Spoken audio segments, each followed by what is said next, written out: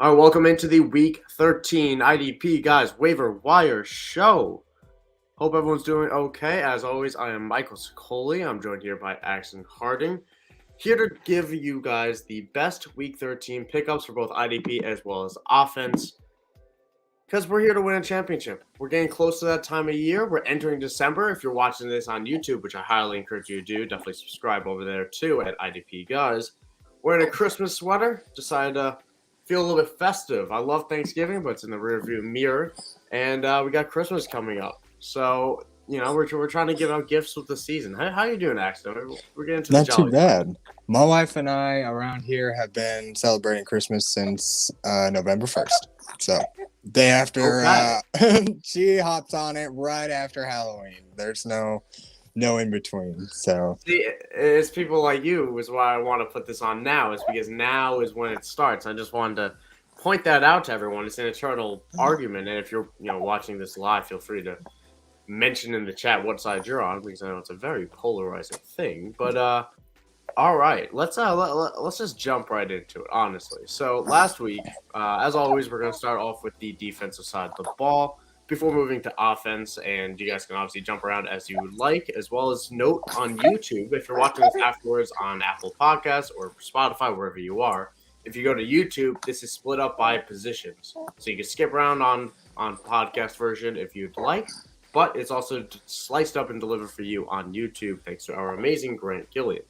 So let's just jump into the defensive lineman for this week, and I'm excited about this one. I'll start off with.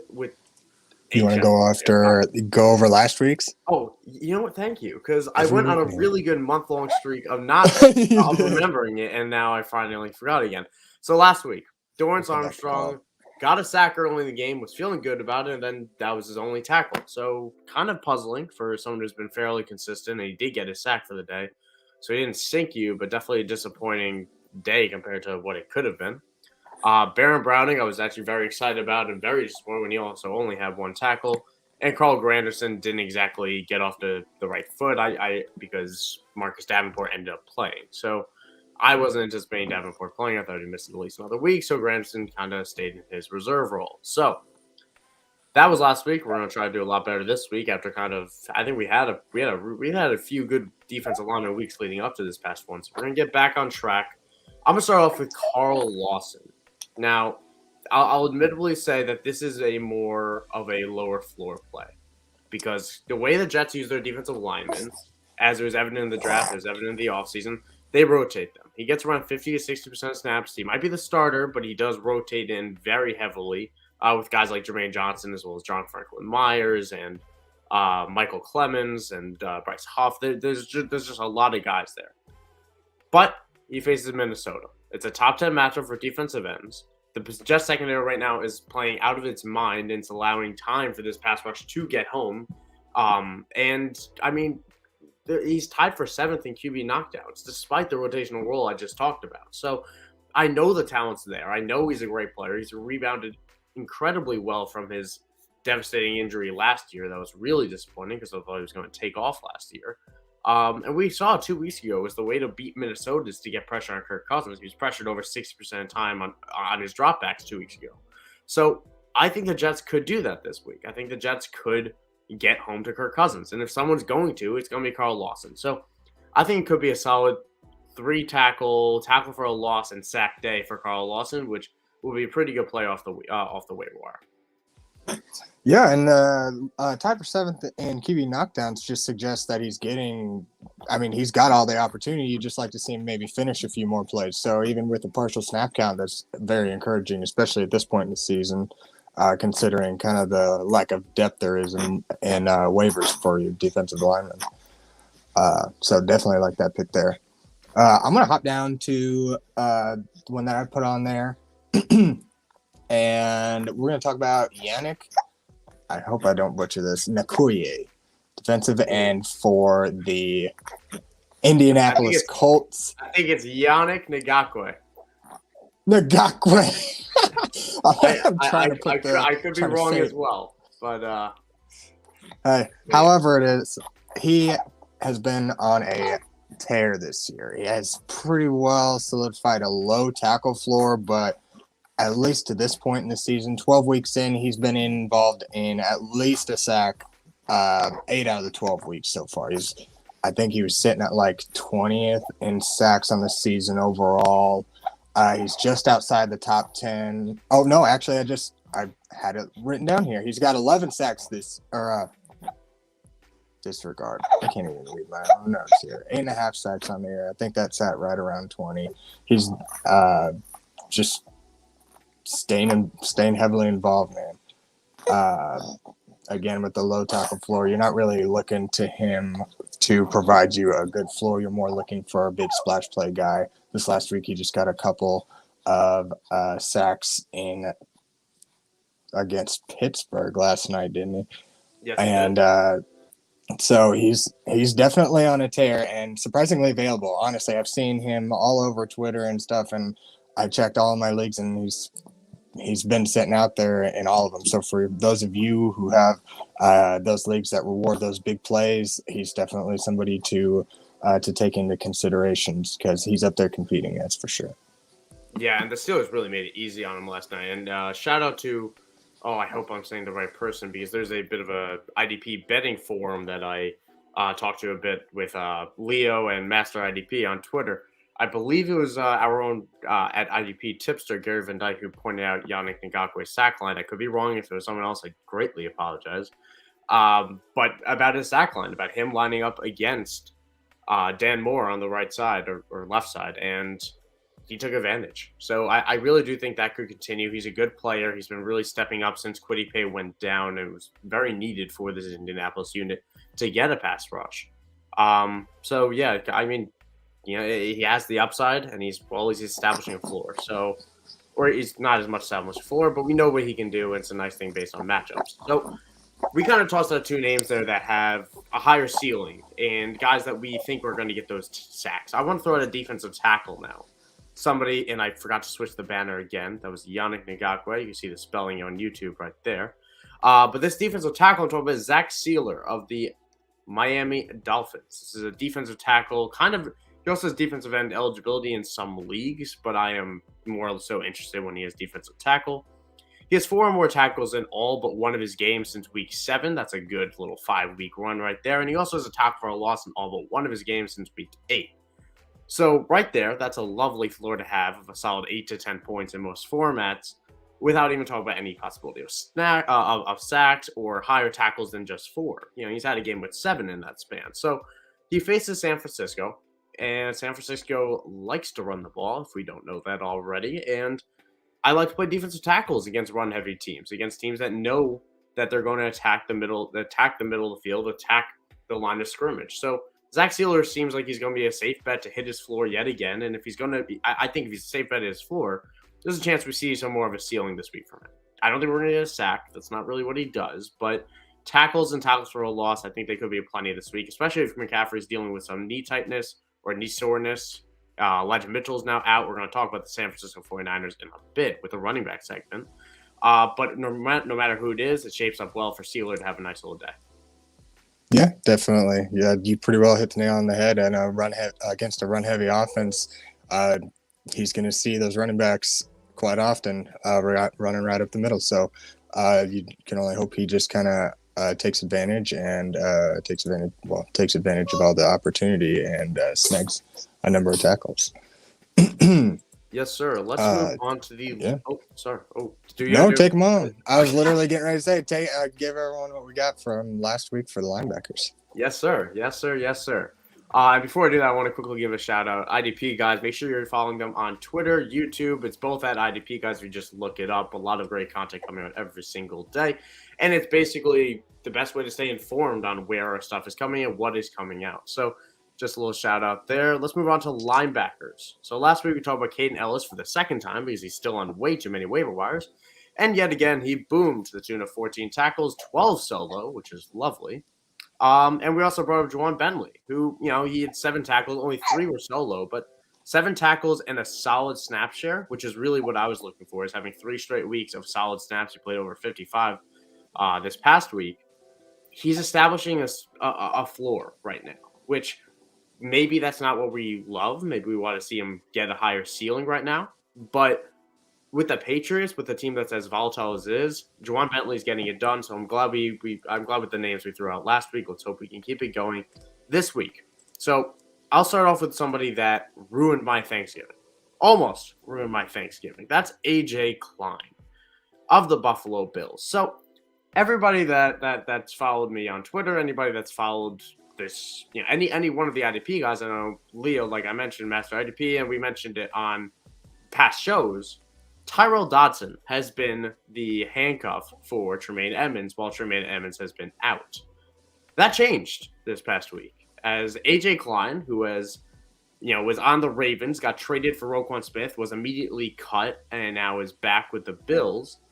Immediately stepped in, took all of Dodson's snaps, took the green dot, and said goodbye. We'll let Dodson get the start, get the first tackle of the game to give Mike Sicoli some hope, and then disappear and take everything. So AJ Klein is the new fill-in for Tremaine Edmonds. I would imagine. I feel pretty good about that. He had 9 tackles and tackles for a loss. He plays New England this next week. If Tremaine Edmonds is out, AJ Klein will be a smash play.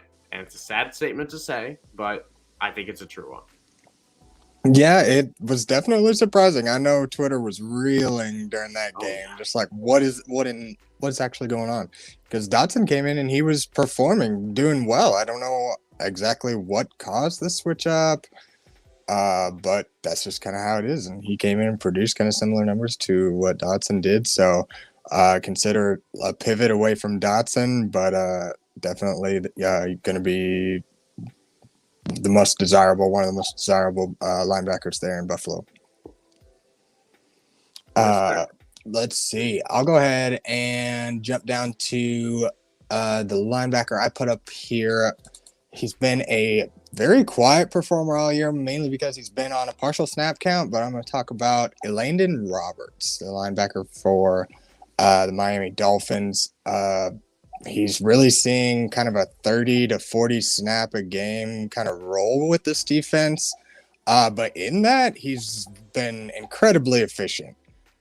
Just for instance, out of the 12 games this year, he has 6 games where he had a performance of 7 or more combined tackles on less than 40 snaps.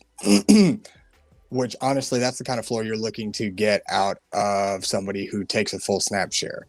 So you can only hope that maybe you pick him up and he sees a few more snaps throughout the rest of the season, which could inevitably result in, honestly, at this rate, a near double-digit tackle floor if it works out well. But considering his partial role, we'll just kind of go ahead and call him a good bye week fill, maybe a stash or something. Somebody that we might have lost Axton again. Not sure. I don't know what is going on, man. Can you hear me? Yes, we can now. Okay. Well, yeah. Elandon Roberts, man. Last couple of games, 57 snaps total, and he's recorded 15 tackles and a sack in that time. So definitely a sneaky pickup if everybody's already claimed all of your decent waiver linebackers, somebody who could give you a decent floor. Yes, sir. I want to give a shout out to Willpower in the chat. I see your questions. We're going to get to them at the end of this defensive segment. And yes, you are right. AJ Klein did wear the green dot just despite the rest of us who trusted Dodson. But yeah, and that's a good reminder as well that if you have questions about the chat, questions for your pickups, for your waiver, for your IDP leagues, offense as well, be sure to check it out throw it in the chat. We'll be sure to pull it up and try to help you guys out because, in my experience, the best way to help you guys is to answer the questions you quite literally have. So I'm going to throw out one more linebacker here, and I won't lie. This is somebody that I'm really excited about. It's somebody that we talked about Jack Sanborn before he broke out. We talked about Caden Ellis before he broke out. I think Damone Clark of the Dallas Cowboys could be the next. Who was that? And then, oh my goodness, this is a name we should know. So who he is a 5th-round pick out of LSU this past year. He is a rookie. He didn't play most of the year because of an injury, which that injury also slid him down in the draft. He was a much better prospect than a 5th-round guy would be. It's just he was hurt and didn't play for the first half of the year. But he got healthy, This past 2 weeks, he immediately jumped into a prominent role. He's played 70% of snaps in each of the last 2 weeks. He had 7 tackles this past week against the Giants, as well as forcing a fumble. He's made an impact already, and now he gets Indianapolis this next week. So while he's still playing behind Leighton Vander Esch in terms of snaps, Vander Esch is still around that 80% mark. And, like I said, Clark is around the 75. It's as even a split as you want. And I think Clark is the guy that they really want to get going. That's what the usage indicates, and that's what his play is indicated. So I'm excited for what he can do. I really am. And honestly, Klein might be a better 1 week play if Edmonds is back. Landon Roberts, you know what you have. I think Damone Clark could be a really, really good player down the stretch, and I'm really excited to see what he does the rest of the year, especially with Indianapolis being what they are this next week in terms of the run as well as the turnovers they can allow. Yeah, with this Dallas defense, you really like to see players like that coming in and might have had a freeze again there. You're good. I think you're good now. You just really want to have what I was alluding to is on good defenses like this with the Dallas has just been incredible this season. You really want as many pieces of this defense as you can, given production and situation. So to see Damone Clark reach that 70% plus snap share and actually do something with it is very encouraging. And as you alluded to, he may not necessarily be an immediate impact on your lineup, but definitely somebody is worth rostering and to see how it plays out. He keeps increasing his snap count and gets more opportunity. He's down the stretch that could save you come playoff time. Yes, sir, and that's really what it matters. I think it's somewhat roster dependent of if you want that swing. But where do I not want the swing, Axton? That's really what I want now. But let's move on to the safeties / cornerback position, the defensive backs, as it would be more commonly said. Last week we talked about C.J. Henderson on the Carolina Panthers getting the snaps, which he did, but he only had 4 solo tackles, so kind of a decent floor day, which we mentioned, but didn't get the pass defense or anything else to boost it. And we mentioned Rayshawn Jenkins, who has dropped in way too many leagues. He has 7 tackles, 5 of which were solo, and he forced a fumble. So he had a nice game. That's Rayshawn Jenkins of the Jacksonville Jaguars. Now, this week we have unfortunate name. This name, listen, good for him. He's now found himself in this role. And that's DeAndre Houston Carson. Now, you're 100% excused for not knowing who that is, because last week you probably didn't need to. This is the Bears safety, and he was thrusted into a starting role when Eddie Jackson left the game with an injury, which we've since learned will probably sideline him for the next few weeks, likely the season, which, for a veteran on a losing Bears team, for someone who's done amazing things to bounce back to form in terms of Eddie Jackson this year, heartbreaking, because he has been unbelievably good. But we got to move on. The next man up is DeAndre Houston Carson, and he immediately performed. 6 tackles, which was, 6 tackles filling in halfway through the game. Pretty nice. And 9 tackles. 6 were solo, and a tackle for a loss. So he gets Green Bay coming up. That's a top 10 matchup. Jaquan Brisker is also dealing with some injury right now. He missed this past week. They need somebody to step up. Right now, that's probably going to be DeAndre Houston Carson. And 9 tackles, filling in halfway through the game. He's probably going to be someone that won't be as hot a name on the waiver because people just don't know. But if you're watching this show, if you're listening to this show, you do know. So I do think he's going to have a very good week this coming up. Yeah.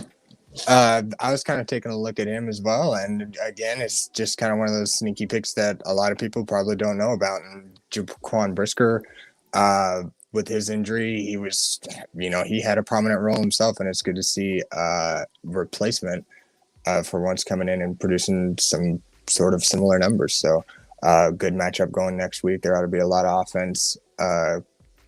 Hopefully it will be a little bit tastier if Aaron Rodgers decides to play this week. We'll kind of keep an eye on that. It seems like that's pretty promising. So love that pick for sure. Next one we got on this list is Michael Davis. Los Angeles Chargers cornerback. He's had a pretty strong year overall, but over this last week, he's coming off his best game against the Cardinals, where he had 6 tackles, 5. Froze again. Your screen's been Solo, frozen up. one. There we go. So every time Goodness I gracious. make sure that you're still with us, you come back. Keep going. You're on a roll. No, it's all good. In addition to his 5 solo tackles, he had a tackle for a loss, 2 passes deflected, and even a sack. Again, he's another one that's got a good matchup this week against the Raiders. And as far as the rest of the season goes, he's got a pretty good schedule coming up. So we should see a pretty nice tackle floor and pretty reliable numbers moving forward. So definitely somebody to get on your roster and get ahead of the game. Yep, completely agree. And I really think he's been, performing fairly well in terms of IDP purposes for the last month, especially, since JC Jackson has gone down too, which kind of thrust him into a must-play role. So we got a couple honorable mentions as well for defensive backs because we typically keep it limited, but there's a few that we like. Reed Blankenship is one of them, for me at least. That's Chauncey Gardner-Johnson's replacement. I don't know how serious the injury is for Gardner-Johnson, but if he misses time, Reed Blankenship was the guy. He stepped in immediately, got an interception, got 6 tackles. So he could be a sneaky play if Gardner-Johnson does miss this week or beyond that. Jerry Jacobs of the Detroit Lions has been super solid the last few weeks. He's racked up a solid tackle floor, as well as grabbing a pass defense more weeks than not. And Cam Taylor-Britt, I know you threw down there, Axton, if you want to say a quick bit on him. Yeah, I was just saying that since Chidobe Awuzie went down before the Bengals bye, I think a lot of us thought Dax Hill was going to be the one to take in that role, but it's been Cam Taylor-Britt getting a large share of the snaps. I think he was seeing something like. Hoping he's coming back. Are we back? Well, all right. Well, dude. Yeah, Cam Taylor-Britt's getting that role. I think that's kind of the gist of it. Yep. It's not going to Dax Hill. It's not going to anyone else. But and there's Will Power coming in, super clutch. Lacerated kidney for Gardner-Johnson, which terrible. That's a very painful injury. Hope he's going to be okay. But that will most likely be multiple weeks. And given the way the Eagles shape up, they're probably looking at the playoffs for him. So that would shape up Reed Blankenship to be a very solid play the rest of the week with the same type of tackle floor we saw with Gardner-Johnson, albeit not with the interceptions. Like, listen, that he got his interception this week, but Gardner-Johnson was getting 1 a week. That's just because he's that great of a player. I'm not sure Blankenship is exactly that. He's a very unknown guy at this point. So, but still someone I'm very interested in because the snaps will be there and it was a prominent role. But let's get into defensive questions. We'll throw in a few of them in the chat, and all of them honestly really good ones. So Ngakoue or Danielle Hunter this week. He's thinking about picking up Montez Sweat, who is a great player, and running him out since Deron Payne is out. And Chase Young's I would agree Chase Young is most likely going to be on a snap count in his first week back, given how safe they've been with him. So Ngakoue or Danielle Hunter. Danielle Hunter has, remind me, they have I just brought up the Jets, I believe. I'll go Danielle Hunter still. I will go Danielle Hunter still. I like Ngakoue. I like him this week for all the reasons we mentioned. But I like the matchup with the Jets quite a lot, and I don't think the Jets are going to be able to run the ball much, which means a lot of dropbacks from Mike White, which, as great as he played this past week and as excited I am for Mike White, honestly, I do think someone will get home to him, and chances are that will be Danielle Hunter. Yeah, I think I'm in agreement. You're kind of looking at a couple of guys that have similar upside, but it just kind of seems like maybe Danielle Hunter might be a safer pick this week given the matchup. So I think that's going to be my selection as well.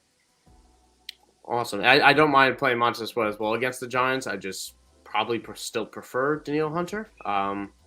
But yeah, in terms of Deron Payne's more of the inside guy that shouldn't impact Montez Sweat that much. Deron Payne is their defensive tackle. It doesn't rotate out wide too much in terms of the edges. But he also mentioned he played Kaden Ellis over Bobby Wagner this past week. Good for you. We ride those 14 tackle games all the way. And he also asked, so Houston Carson, as we mentioned, over DeMar Hamlin. So last week I talked about giving DeMar Hamlin a break. He still had 100% of snaps, and then he came out this past week disappointed. Also picked up an injury. Was definitely fighting through it. He's probably playing Deshaun Elliott and Hufanga as well this week. I would definitely play Houston Carson over Hamlin. I'd definitely pick him up over him, to be honest. I call me crazy, Axton. All right, call me crazy, and I want to check my numbers on this. I might play Houston Carson over Hufanga. You might play Houston Carson over Hufanga? Hey. Yeah, that's the question. I might do that. Hey, to each their own, man. Houston Carson stepping into a big role and performing with it. And Damar Hamlin, we said last week that he was going to be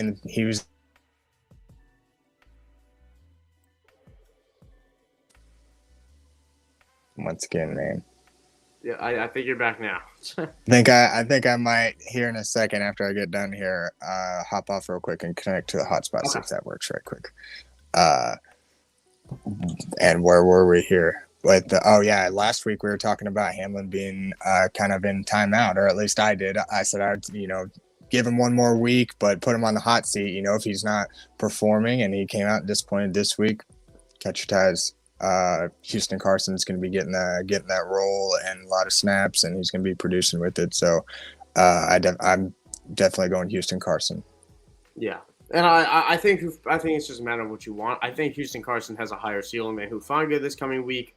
Hufanga definitely has a higher floor because we still, it could shape out that he could be someone else than Houston Carson. That world does exist in Chicago. So definitely comes out to a whatever you're going for in terms of your lineup. If you're an underdog, if you're heavily favored, there's a start sit show for that. And you mentioned again, if he picks up Houston Carson, he'd have him and Sanborn. He's not a huge fan of that, but honestly, doesn't have a problem for me. I mean, Sanborn is a locked-in guy that you're getting every single week. You know what you're getting. And Chicago, like you noted right there, Chicago's defense is on the field quite a lot. Especially if Justin Fields is going to miss another week, they're going to get plenty of run.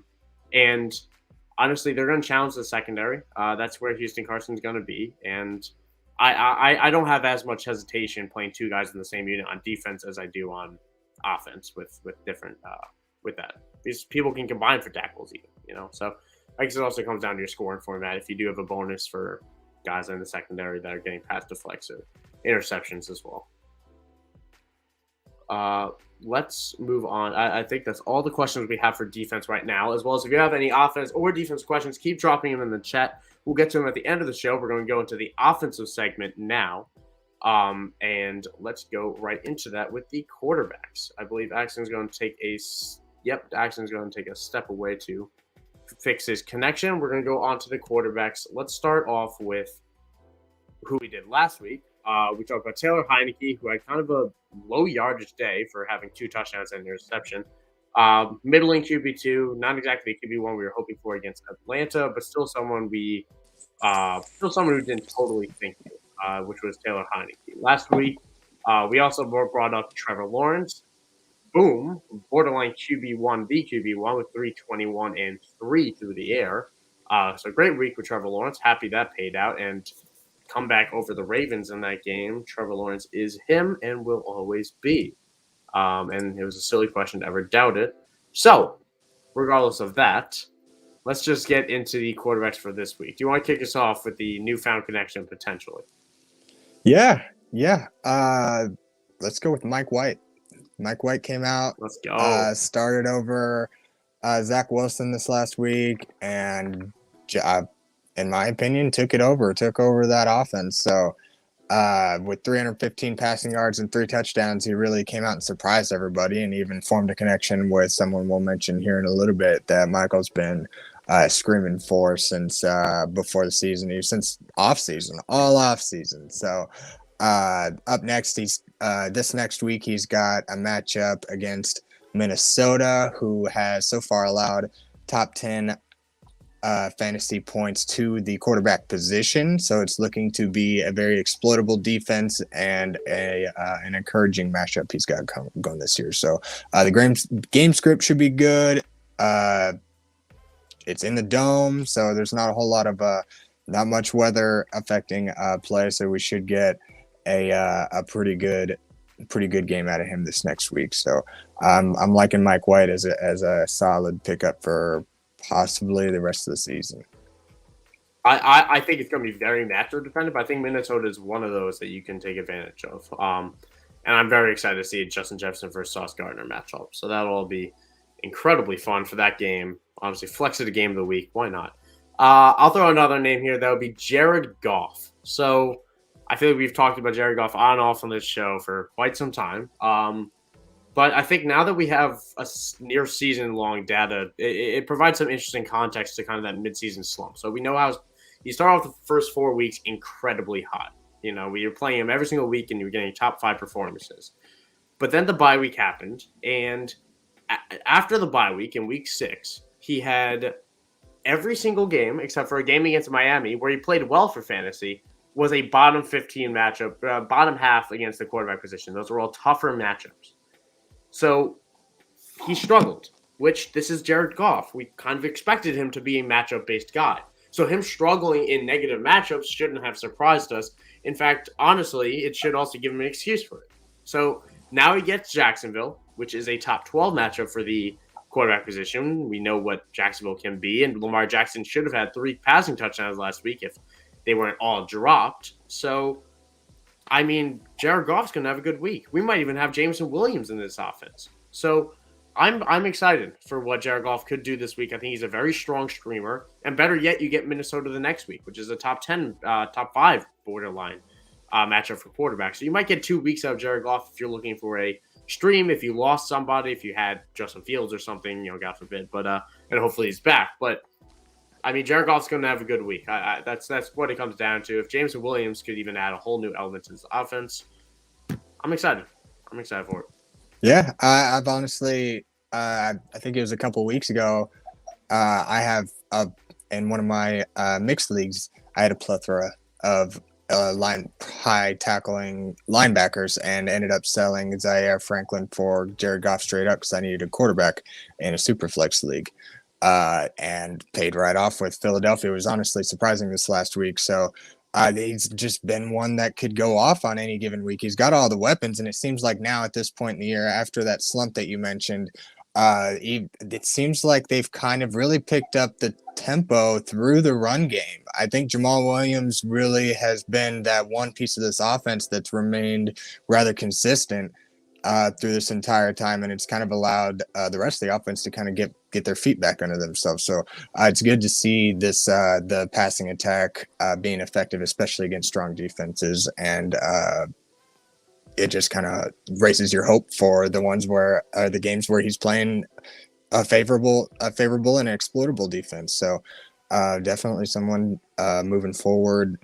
Honestly, at 46% owned, I think he could be somebody you could pop in there over the bottom half of a top 15 quarterback. Given if they got tough matchups, he could be somebody you could pop in there for the week and could help you out maybe even during the playoffs. Yeah, and he played well this past week. Just to follow up on the former conversation having with Will in the chat, he also mentioned that obviously we're going to have buys next week again. We didn't have any buys in week 12. Ngakwe as well as Washington in terms of we talked about Deron Payne and Montez Sweat, to his question. They won't be available next week. So I think that kind of just confirms of I want Danielle Hunter in my lineups. And I don't mind picking on Montez Sweat, but like you said, if I'm fine playing him this week. I just wouldn't play him ahead of Danielle Hunter. And we're going to have obviously our IDP Guys rankings coming out later today that will break down who you should play and things like that. But I mean, if you're not playing Montez Sweat, I don't see a reason to pick him up and then hold him through a bye. So that's really what it comes down to. But let's move on, sticking to the offensive theme. With wide receivers, last week we mentioned. Oh, I jumped a position. Let's go to running backs. Excuse me. Last week, talking about Latavius Murray, who again was on too many wires because I've been talking about him for a month. 13 carries for 92 yards. First game without Melvin Gordon. Looked good with it. I mean, listen. Russell Wilson has help, and I have a consistent argument with my friend on whether he has the weapons. Latavius Murray is a weapon. He is playing well, and that matters. So Samaje Perine wasn't very efficient as we might have expected, but 17 carries for 58 and a score. But he also added 4 catches for 35 yards through the air on a solid 7 targets. Cincinnati's really involved their running backs in the passing game this year more than they have since Zach Taylor got there, which is really interesting. But Perine paid off with Mixon sidelined with that concussion. I'd expect Mixon to be back this week. But names this week. I want to do something a little bit more interesting with the running backs this week. So we have a bunch. There's a bunch of names that are now all in the headlines. It's Zonovan Knight. I'll put these on a banner real quick as soon as I type it up. That's Zonovan Knight. That's Melvin Gordon. That's Benny Snell. Yeah, I'm just gonna throw Pitt and Jordan Mason. All these names I think are worth a roster pickup. And they're on the screen now. Zonovan Knight is I believe he's an undrafted free agent for the Jets. He was elevated over James Robinson this past week, who was a healthy scratch. Michael Carter went down with an ankle injury. So Zonovan Knight took over and looked pretty darn good while doing it. It was great blocking by the Jets as well. I will point that out. I watched the game. Amazing run blocking. Honestly, very impressive for me. Melvin Gordon, signed by the Chiefs, expected to be elevated in the coming days. And we know the Chiefs still don't really have a rusher. They have Isaiah Pacheco, who's looked okay. I think people like him more than I do personally. And then you have Pittsburgh. Najee Harris dealing with an abdominal injury that sidelined him for the second half of the game. I looked somewhat painful, and they don't really have a reason to risk him, so hopefully he's okay. But they had Benny Snell take over in the second half. We saw some of Anthony McFarland. Jalen Warren, who was the backup, is dealing with a hamstring injury, missed the last 2 weeks. And then you have Jordan Mason, who is the last man standing in San Francisco, as Elijah Mitchell is now probably done for the year, or at least until the playoffs. Christian McCaffrey is dealing with a knee injury, and we know how San Fran uses multiple running backs. So Zonovan Knight, Melvin Gordon, any of the Pittsburgh backs, Jordan Mason. Order them for me, actually. Oh my gosh, man! I'm honestly probably going Zonovan Knight at the top of this. Melvin, I really don't like Melvin Gordon. I don't at either. Least for this week. I mean, I saw this weekend that the Chiefs had signed him, and the first thing that I could think about was the movie Benchwarmers. Have you ever seen Benchwarmers? I have. The Chiefs need to tape this man's hands like Clark holds a bat. Yeah. Do not let that ball go, because the only time he's getting it is going to be on the goal line. I think Pacheco is too good in the open field for Gordon to take any significant snaps there. I think he's just going to be the guy that comes in on the 1 yard line and they just give him the ball and try to punch it in. So do not fumble that ball. It's so funny for a guy with just such. It's so funny. That's his role. It was his role in Denver. It's his role now, despite having fumble issues, that he's getting goal line carries, and that's how he got caught. Is he fumbled on the goal line? Mm-hmm. So yeah, so it's scary. I mean, I've always kind of liked the talent, but man, I just kind of like it not on my team. He's older. Yeah, yeah. So I don't know. I'd probably go Zonovan Knight. And then the lead back for Pittsburgh. I'll give you the rundown again. Jalen Warren is dealing with a hamstring injury. Mike Tomlin said last week that it was not a significant one, but he has yet to practice since suffering it.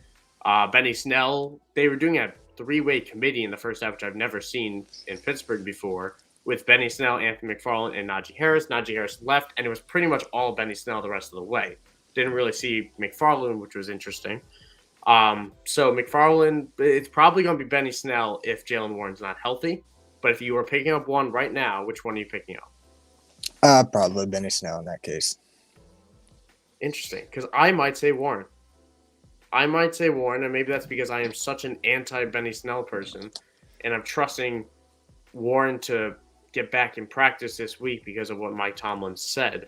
I think that would be primarily my reasoning for picking Benny Snell, is just if Jalen Warren is not going to be practicing this week. Yeah. They've shown that they really want to use him even with Najee Harris healthy. So both healthy, I'm going Jalen Warren. But I think if Jalen Warren's not playing this week, you obviously don't have much of a choice. But I'd put Benny Snell over Melvin Gordon on this list anyways. for our running back list. Yeah, I think I'd order it as.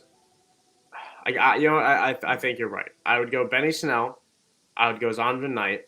I would go Jalen Warren, and then I would go Melvin Gordon / Jordan Mason. It feels like, despite the preseason hype we have for Jordan Mason, they've done everything they can to keep him off the field. They've signed people, they've traded for people, they've elevated people, and we still haven't really seen Jordan Mason get the ball. So I think they could find a way to do that again this week. And maybe Melvin Gordon, like you said, punches in a couple touchdowns. That could be very interesting. But I think Zonovan Knight does have some juice. And I think he's going to be an interesting play purely on usage. We saw Ty Johnson get some work. He got a touchdown himself. So it's kind of still probably going to be a healthy split there. I fully expect James Robinson to be activated next week if Michael Carter's out. But they obviously like him enough to play him over James Robinson. So that's the order. I would go Snell, Knight, Warren, Melvin, Jordan Mason. Okay. That was plenty of talk about guys that are likely going to combine for 12, but yeah, let's move on to the wide receiver position as I tried to jump to last week, 5 minutes ago. Last week we talked about Mac Hollins. I know that was a name you were excited about, and boomed 4 catches on 5 targets for 63 and 1. He had a long bomb. It's kind of what he does. He's been good this year, honestly. He's been very good for the Raiders and continued to do this past week. We talked about Demarcus Robinson of the Baltimore Ravens. Only 1 catch, 4 targets, 17 yards, 6% snaps. Just nothing felt like it was going right for the Ravens yesterday. 2 days ago, sorry. And we mentioned DPJ, who total dud, 2 catches, 16 yards, kind of what he's doing. But we brought him up because we wanted to get him for Deshaun Watson's return. Deshaun Watson is now back. I'd hold him for 1 more week if you didn't pick him up at all. I'd consider him in this list because he's someone that I do want to see the rapport with Donovan Peoples-Jones. And we've talked about that, honestly, on the show all year long, about seeing what he can give you. Even I think we know what he is, but Deshaun Watson could be the guy that elevates the ones around him. So let's just jump into the pickups for this week. I'll let you kick it off with one of these names. I like them both, but I'll let you get the dealer's choice. Yeah, you've been screaming for both of them all year, but I think I'm gonna give you the one that I at least appears to be your favorite, judging by what I've seen. So I'll go ahead and throw out Zay Jones. We've kind of had him on this list throughout the year. He's been a guy that on this Jacksonville offense behind Christian Kirk is still seeing a considerable amount of targets every game. And although he's not really finding pay dirt quite as much as we like, this last week, even without a touchdown, the guy finally showed us what he's capable of. That upside that we've kind of been hoping that he might flash us at some point this season, where he caught 11 receptions on 14 targets for 145 yards this last week. Obviously, that's going to be a career high for this young wideout.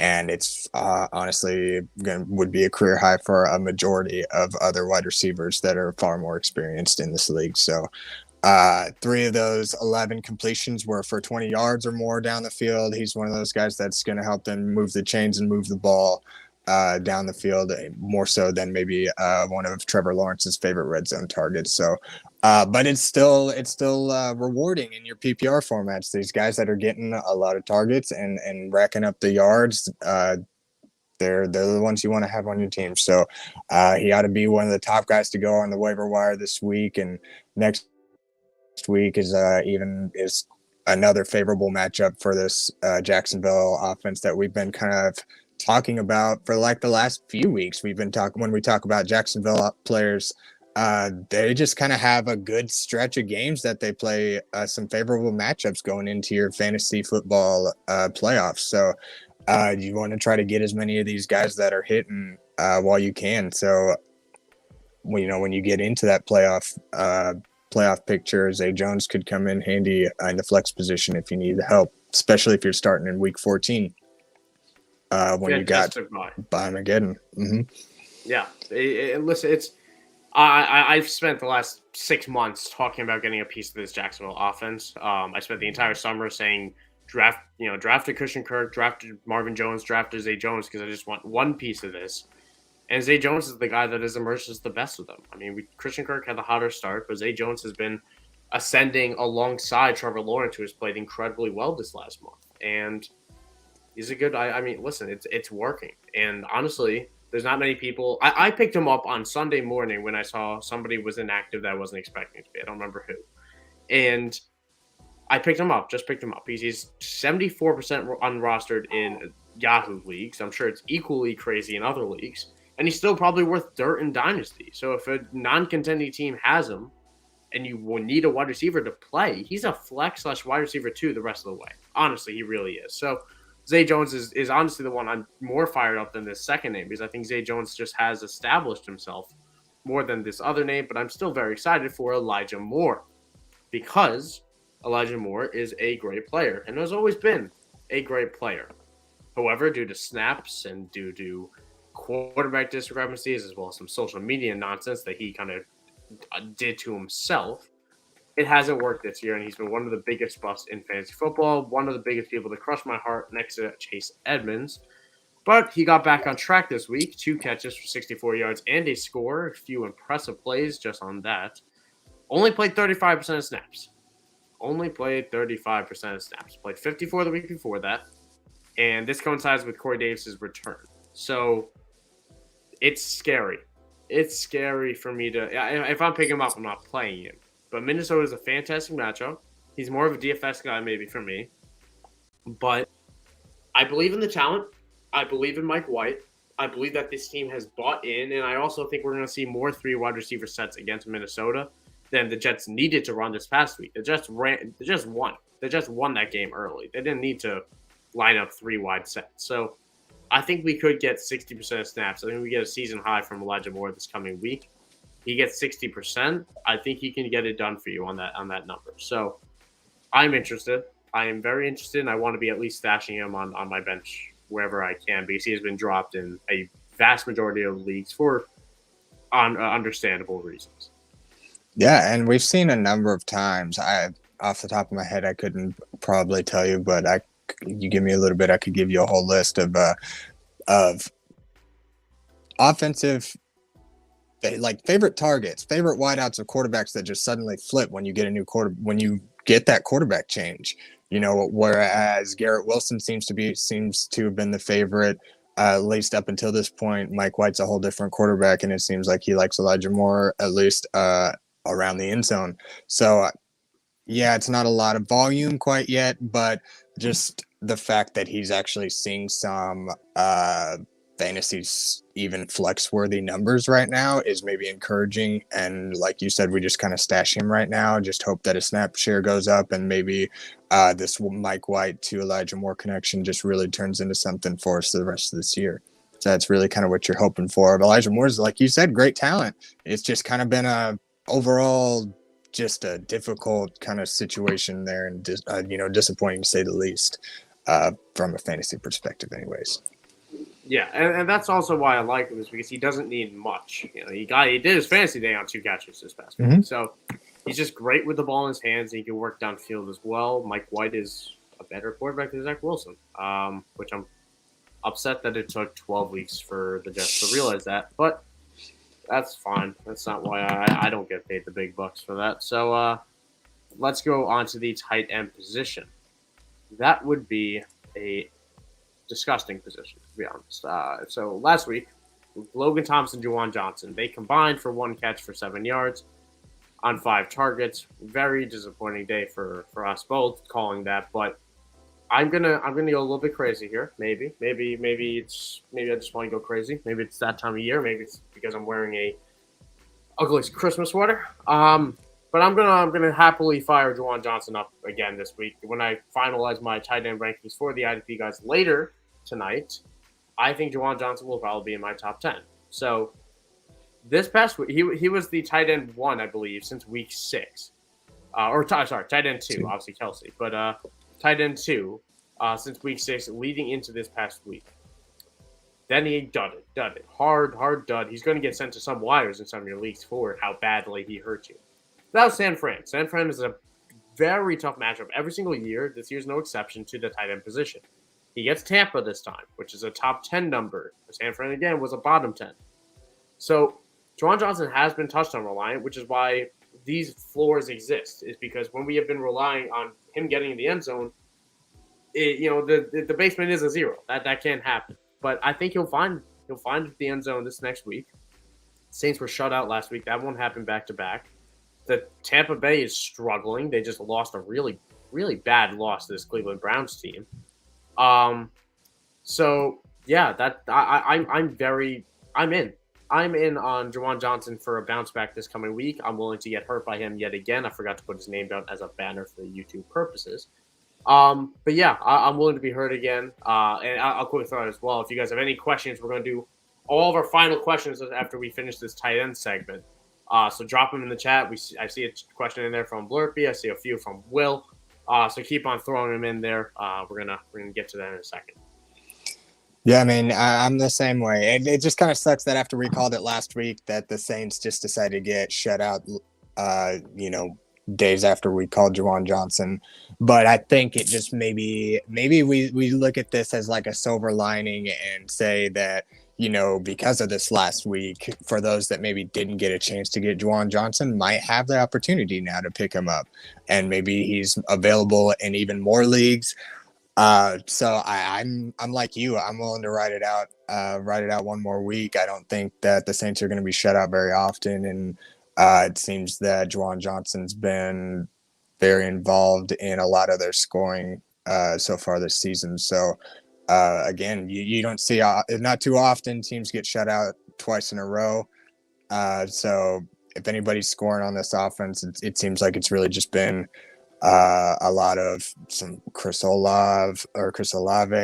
Kamara really hasn't even seen the end zone a whole lot this season. So I think that's where Juwan Johnson's been kind of taking all those touchdowns, and nobody else seems to want to grab. So definitely riding out again. We'll see how it goes the rest of this season, but I don't think we're going to get another game like last week.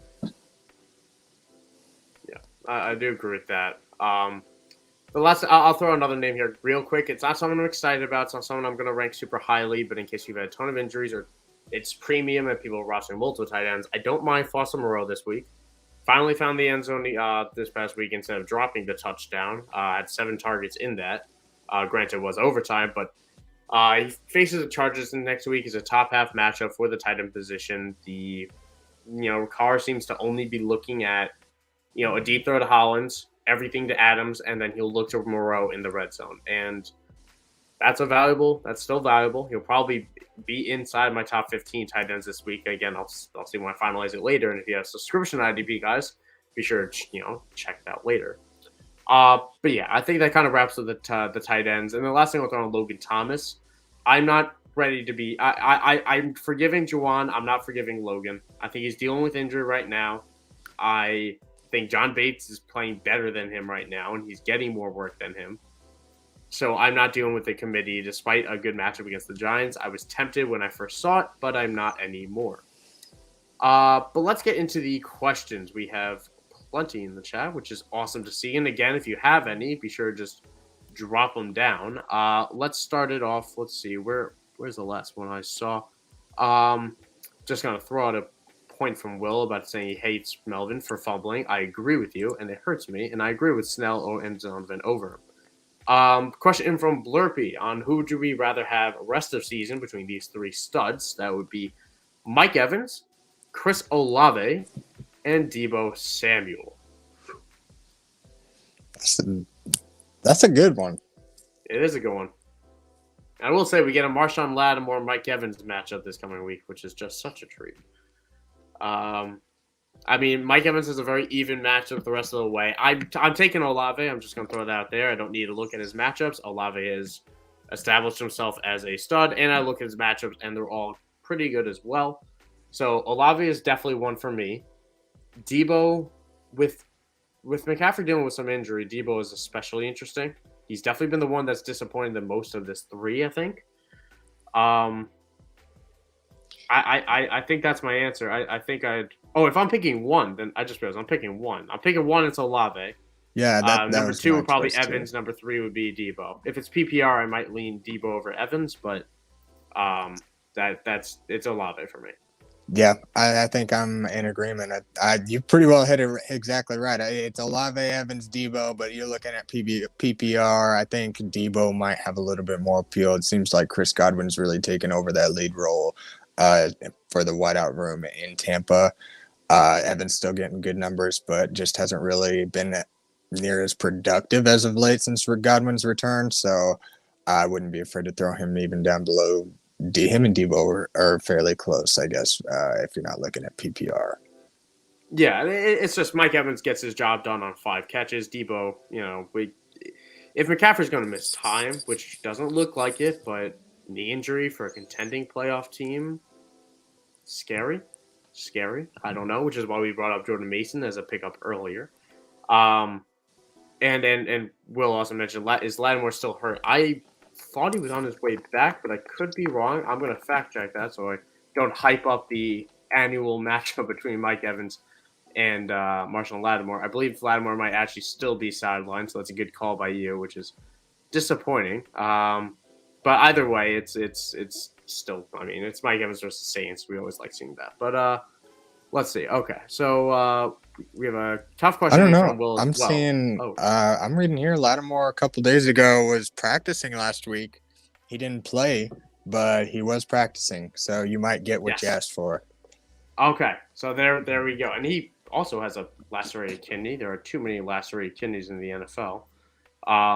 But yeah, Marshawn Lattimore could be back this week, which means first game back from injury could be going against Mike Evans, which is just fun. Oh my goodness. So Will also has another question. Yeah. This is I'm assuming it's somewhat related to what he asked before, but Neil Hunter, Deron Payne, DeForest Buckner, Montez Sweat, Gregory Rousseau, Yannick Ngakoue, Dexter Lawrence, Jalen Phillips. We got to pick 2 of that list. I assume we're going like dynasty. I assume so because it's still I guess we'll just quickly answer both. But for redraft, I'd probably go Buckner and Hunter. I wouldn't mind if we went Ngakoue and Hunter, or Montez Sweat even and Hunter. But for Dynasty, I'd still go Hunter. And Dexter Lawrence has been great this year, and I really want to pick him, but probably not. Probably would still take Buckner over him. Or I'd take Montez. Oh man, Montez Sweat or Buckner. I'd go Buckner. I'd go Daniil Hunter and Buckner for me. You pretty well hit it for me. I think as a long-term stash, I like Gregory Rousseau.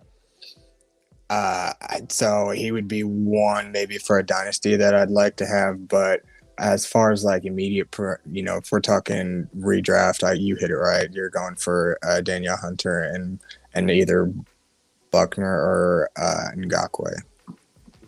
Will also has another question in here about Bobby Wagner or Keaton Ellis this week. Ellis has Tampa Bay on Slade, and honestly, we could also. I don't want to say he's back, but Pete Werner, based on them not putting him on the IR, this would be around the time where he should get back to practice, so we'll have to be able to see that. Wagner has a revenge game against Seattle, which is a very fun narrative, as well as a decent matchup for the linebacker position. That's obviously better than Tampa Bay. I'd go Bobby Wagner. I like Ellis, and he's been excellent. I don't think you're going wrong either way, but it's a top 5 matchup, Seattle against the linebacker, and I want Bobby Wagner in that. And call me a romantic, but I also just love the idea of playing him against Seattle and just what that could be. And how bad the Rams are right now, it's kind of giving a decent tackle floor for how many teams are going to run the ball against the Rams, given how bad they've been. Especially if Aaron Donald misses as well. That could also be a gaping hole in the middle, which it sounds like you probably will. Yeah, you pretty well hit it right. I think I would go Wagner as well. I like what Ellis has been doing. But again, I think Pete Werner was starting to get into practices this last week. So just kind of keep an eye on that if you do want to go with Ellis. But I like the narrative of the revenge game against Seattle with Aaron Donald out. I think Wagner's going to be looking to stir some stuff up for the Seattle offense for sure. Yes, sir. Blurpy also says he sent a trade of Olave and Pacheco for Debo, but it's getting vetoed. Guy with Debo is 1-11. I would say I wouldn't send that because I'd rather have Olave straight up than Debo personally right now. And the second thing I'll say is that you shouldn't be playing a league with vetoes because vetoes are dumb, and that's 100% not a one-sided trade. I mean, I don't think it's a one-sided trade. I think it's a pretty close to a fair trade, and definitely nothing that would be collusion, which is the only reason I would veto. Right, exactly. I'm really against the whole league veto thing. It is frustrating watching inexperienced owners or our players giving up a lot of value, but at the same time, sometimes people can afford to do that and still better their team. If they got a guy that they want or somebody that just somebody they like in general, sometimes it's not necessarily always a bad thing to overpay, especially if you got a hunch about somebody. So I'm just not a big fan of the veto because chances are most of the time you don't have anybody that's colluding or working together to try to or it evens and the trade evens up the next week. Like 9 times out of 10 something crazy happens. Like it's way too frequent. He does mention he also has Kamara, which is why he has Olave and was thinking about moving him for Mike Evans or Debo. I understand that, and I don't mind the logic. And if I did, I would probably go Mike Evans over Debo personally. But you could have played Olave this entire year with Kamara, and you would have got better production from Olave as well as just production from both. So I don't like. I'm warming up as I play more fantasy football each year to the idea of playing players on the same team. I know it's not sexy, especially for a team that doesn't score a ton like the Saints don't. But I mean, Olave is getting it done because he has such a high target share. And when you command as much as you do, Kamara's going to get almost every running back touch. Olave is going to get almost every wide receiver touch. So as long as you have two guys that dominate the market, it's fine playing both. It gets a little bit trickier when you're playing guys like Ayuk and McCaffrey or something, because the usage is very spiky right there with someone like, or not even that, but like Michael Carter and Garrett Wilson. You wouldn't have been happy with that all year. It would have been very up and down. Yeah. I would almost rather just offer Kamara for Debo than Olave, depending on your fellow traded partners' rosters and their needs. They may be looking to to get a wide receiver out of that, but I think the value is going to be there, and you get out of Kamara before he hits suspension next year. And Debo is producing just as good or similar numbers than Kamara kind of has been throughout this season. Kamara's had a couple of splash games, but nothing that's really set the world on fire compared to what he has been. So I just shopped off Kamara myself in a league where I could pivot to a similar play in James Conner, and that way I don't have to worry about Kamara moving forward. He also picked up an injury this past week as well. I don't think it's serious. I think it'll be somewhat of a pain management thing. But that's also something worth watching with Kamara, and he does have a decent playoff stretch. His last 3 matchups are pretty good, and we know what Kamara can do in the playoffs. And the argument against it is that the team he's trading with is 1-11, which is a very dumb argument. I don't quite understand it. But to each their own. I wouldn't play in a league like that, or I would do my best to try to change those rules over the off season. And I'll throw out this amazing thing from Grant here saying, "Go USA." We have I want everybody watching the stream, and I want everybody live right now. I want you, Axton, to be watching the USA game at 2:00 as we play Iran in the game that decides whether we move on to the World Cup. Christian Pulisic is going to slot a goal assisted by Tyler Adams, so that is my prediction, and I am very happy. But I hope they do, and I really hope they win. Where can you find? Where's it being played? Goodness. What do you mean? Like, where's it? TV. Like, where can you find it? Honestly, I imagine almost every channel. But I don't actually know. But I imagine if we Google where to watch the World Cup USA one, I believe Fox has the World Cup right now. So okay, probably alongside Fox would be where we're watching that. Which FS1 says Grant there. Yeah, Fox or FS1. Thank you, Blurpy. Thank you guys. See, everyone knows it better than I do. But yeah, that very excited for that, and honestly, that'll wrap up our show as well. So thank you everyone for tuning in for this week 13 issue of the Waiver Wire show. I'm not really sure why I called it an issue, happened in weeks past, but here we go. Hope everyone gets lucky on who they're picking up this week. If you're doing waiver priority or your fab drops, as well as how you're doing in your week 13 matchups. Hope everyone comes out of it with a win. As always, I'm Michael Sicoli. You can follow me at Michael__Sicoli on Twitter. You can follow Axton at Harding_3. Of course, IDP guys, follow them at IDP Guys. Check out the site at IDPGuys.org. And there's an amazing giveaway as well as a few great sales right now. So if you're not subscribed, this is a great opportunity, great time to do so to get your playoff push. And also, we continue this into the offseason. So you get a subscription, you're still getting plenty. You're into our Discord channels. There's a few amazing things that happen. It's just awesome. And be sure, if you're watching this on YouTube as well, hit that subscribe, hit some notifications even. There's some amazing videos coming out every single day on this. So, and Dynasty Redraft. Yeah. What was that? What? Tell your friends. Tell your friends. Exactly. Tell your friends. We're doing a giveaway too.